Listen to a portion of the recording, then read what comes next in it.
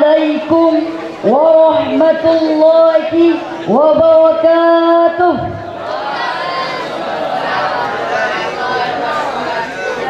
Kurang semangat.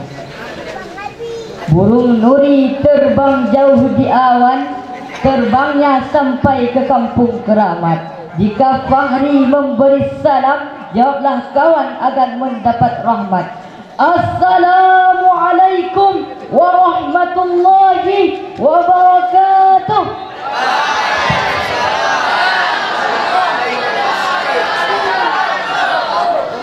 Alhamdulillah.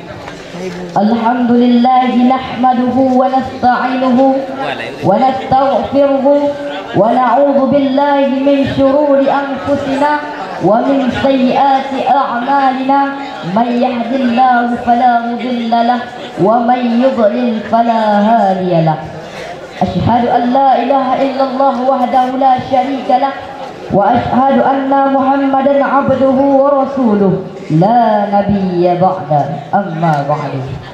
Buat langkah yang pertama dan yang paling utama, tiada kata yang paling pantas diucapkan dari bibir seorang Bani Adam melainkan kata memuja dan memuji kehadirat ilahi Rabbi Allah Azza wa Jalla, yang mana oleh Allah yang telah menciptakan 7 petala langit tanpa tiang dan 7 petala bumi beserta kedua isinya. Salawat bermahkotakan salam, mari sama-sama kita sanjung sajikan kepada seorang pahlawan revolusioner Islam sedunia, biograt tanpa dasi, pegawai pun tanpa korupsi. Siapakah beliau? Beliau tak lain dan tak bukan ialah Rasulullah Habibana wa Nabiyana wa Maulana Nabi Muhammad sallallahu alaihi wasallam, yang telah membawa kita dari alam makan terasi ke alam makan KFC, dari alam yang penuh dengan ilmu kebodohan sampai kepada alam yang penuh dengan ilmu pengetahuan seperti sekarang ini. Salam ta'zim wal ikraman saya yang sangat istimewa. Tidak lupa pula kepada Direktur Pesantren Terpadu Al-Muslim dan Direktur Pesantren Darul Hijrah Al-Madinah Gayono.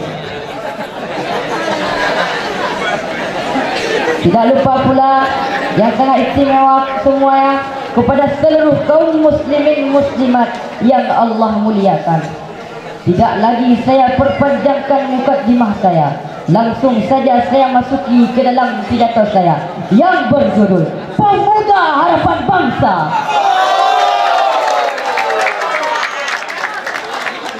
Bangsa yang kuat adalah bangsa yang memiliki pemuda-pemuda yang hebat.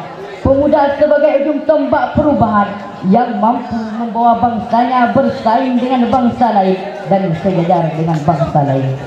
Seperti ungkapan yang pernah disampaikan oleh tokoh nasional kita Bung Karno, orator ulung yang sudah dikenal dunia, kebanggaan bangsa Indonesia. Beliau berkata, beri aku 10 pemuda, maka akan kuguncangkan dunia. Kalimat tersebut menyanjung betapa pentingnya keberadaan sebuah komunitas pemuda dalam suatu bangsa dan negara. Dalam sejarah Indonesia, dari prolog sampai epilog kemerdekaan, pemuda memiliki peranan luar biasa sebagai tombak perubahan, tonggak kebangkitan, lahirnya kesadaran berbangsa. Hadirin yang berbahagia, marilah kita sebagai generasi penerus kiranya perlu merenung dengan jiwa dan semangat kebangsaan serta keinginan bersatu yang tinggi. Apakah ikatan kita sebagai sebuah bangsa dan negara sudah kuat dan kokoh?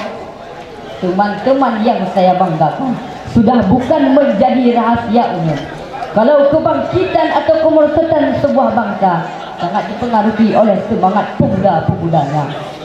Ada banyak sejarah yang membuktikan ketika kekuatan para pemuda bersatu padu dapat menggulingkan kekuasaan yang sangat kokoh sekalipun. Sekarang Indonesia sudah merdeka.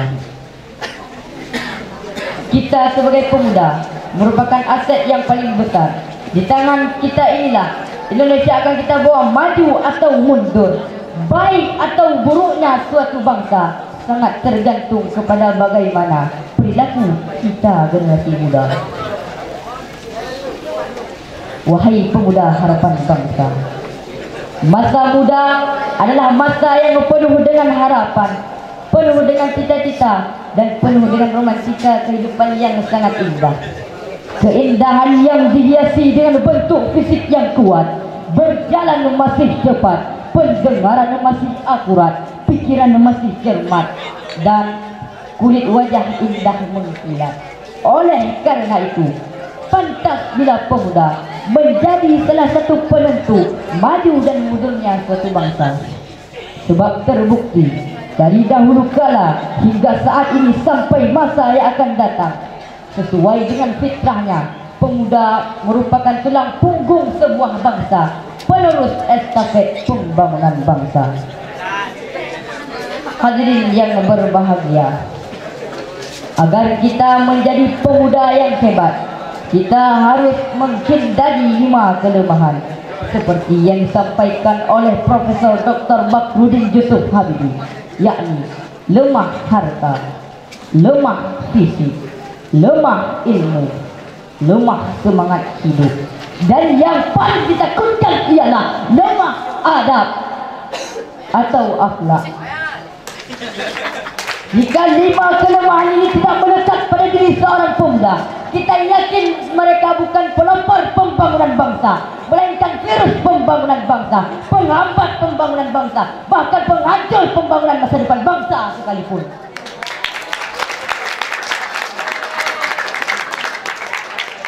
Wahai generasi penerus, kita sebagai pemuda, janganlah engkau melupakan orang tua. Karena di balik sosok pemuda yang hebat, tidak lepas pula dari seorang orang tua yang sangat hebat, yang selalu mendidik, mendukung, dan mendoakan anaknya.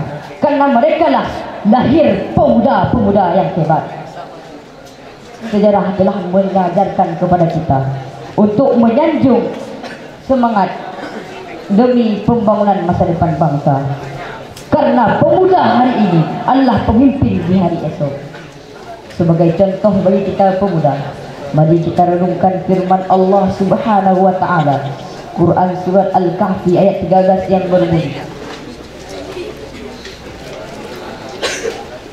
A'udzu billahi minasy syaithanir rajim.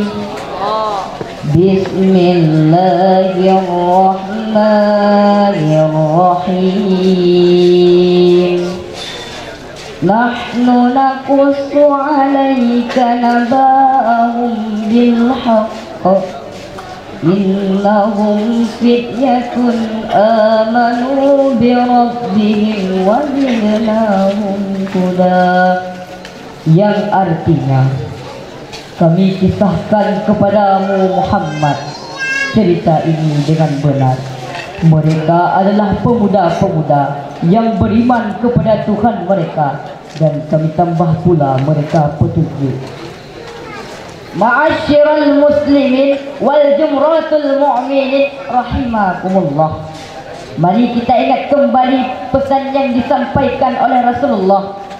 Jika kita bergaul dengan tukang las, maka akan kebagian bau asapnya. Akan tetapi jika kita bergaul dengan tukang minyak wangi, maka akan kebagian bau wanginya. Dari perumpamaan di atas dapat kita ambil hikmah bahwasanya untuk bisa menjadi seorang pemuda yang tangguh, untuk merubah akhlak kita seperti sekarang ini, itu sangatlah tergantung kepada bagaimana kemauan kita seorang pemuda. Seperti pepatah berbunyi, where is the want, there is a way. Di mana ada kemauan, di situ ada jalan. Sebelum saya mengakhiri pidato saya ingin berpesan. Yang pertama adalah bangsa yang kuat adalah bangsa yang mampu menghargai sejarah para pendahulunya.